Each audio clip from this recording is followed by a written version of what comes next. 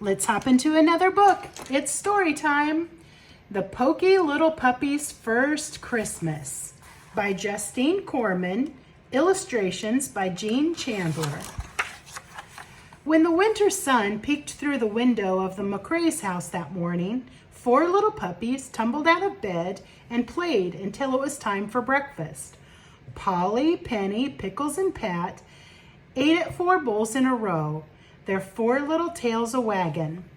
But where in the world is that Poky little puppy, their mother wondered.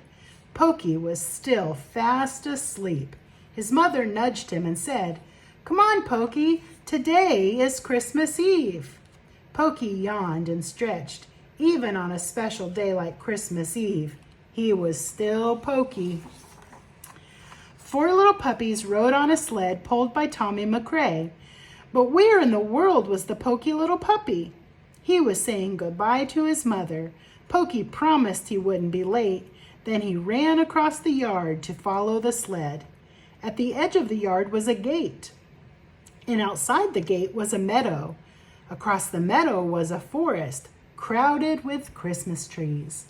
The McCraes were going to the woods to find a tree. Poky wasn't sure why the family wanted a tree, but so far he loved Christmas Eve. The snow was white and bright, and it tickled his nose. Once he was in the woods, Poky sniffed a strange smell. He forgot about keeping up with his brothers and sisters, and he even forgot to watch where he was going. Poor Poky stumbled, slipped, and slid down a deep, dark hole. "Help! Help!" he cried. Wouldn't someone come to help him out of the slippery, slidey hole? "I'll help you," said a friendly voice. "My name is Herman." Poky looked up to see a young skunk peering over the edge of the hole. Then Herman climbed down into the hole beside Poky. Soon he was pushing Poky from behind and helping him climb up. Before long, the 2 of them were out of the hole. "You smell funny," said Poky. Herman sniffed. "You smell funny too," he said. "Let's have some fun." He led Poky up a winding path and down a hill to a frozen pond. Then he showed Poky how to slide back and forth across the cold, shiny ice. What fun! Poky remembered his mother telling him that Christmas Day was even better than Christmas Eve, but Poky couldn't believe anything could be better than this. Not far away through the wintry woods, the McCraes were having fun too. Tommy pointed to a fir tree beside a hollow log. "There's the perfect tree," he exclaimed. His sister Kate agreed.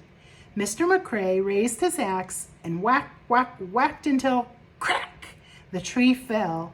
It fell over onto the old hollow log, and the 4 little puppies barked excitedly.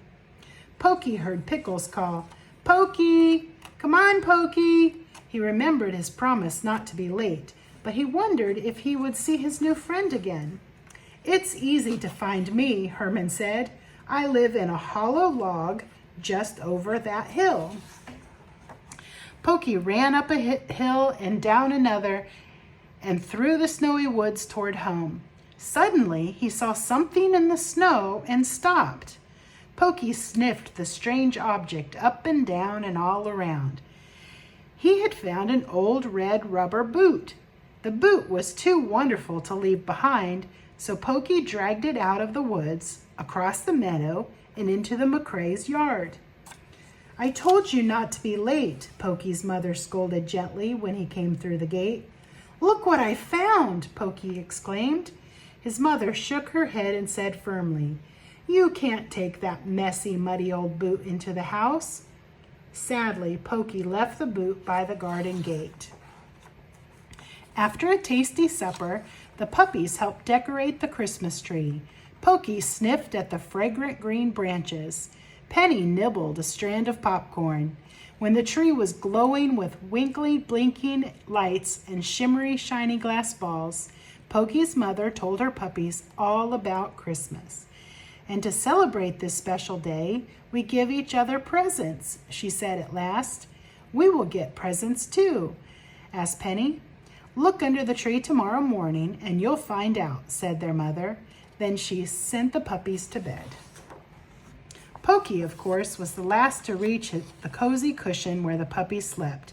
His brothers and sisters soon fell asleep, dreaming of rubber balls, biscuits, and bones. Poky stayed awake, thinking sadly about his red rubber boot. On Christmas morning, the puppies raced to the tree and found the presents that they wanted. "A toy mouse," Penny cried. "A fluffy stuffed bear," Pat exclaimed.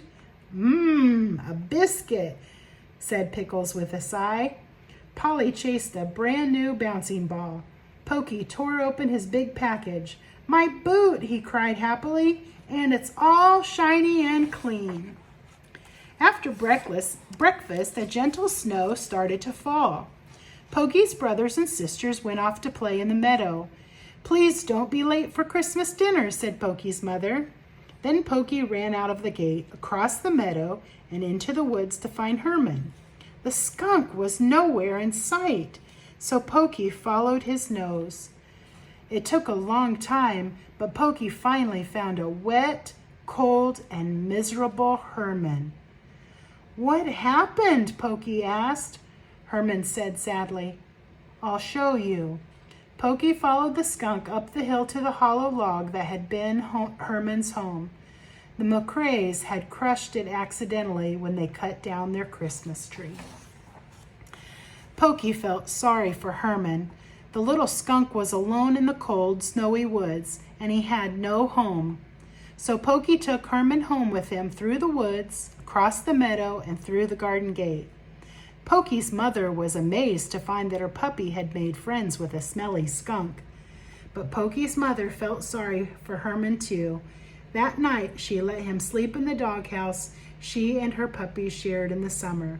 And Poky gave up his warm, cozy bed in the McCrae's home to keep his friend company in the doghouse. The next morning, the most amazing thing happened. The Poky little puppy was the first one out of bed. Where in the world is that Poky little puppy? Everyone wondered. The puppies and their mother and Herman followed Poky's tracks into the cold, crunchy snow. They went out the gate, across the meadow, and right to the edge of the wintry woods. Poky saw his family and called, "Come and look! Look at Herman's new home!" "Why, it's your boot!" Poky's mother exclaimed. "Go on in and try it," Poky told Herman, and the skunk wriggled into the cozy, dry boot. "Merry Christmas, Herman," said Poky, "even if it is a day late." Poky's mother was very proud of her puppy. It was only his first Christmas, but Poky had already learned that the best gifts of all are the ones that you give. And that's the end. Until we read again, Merry Christmas.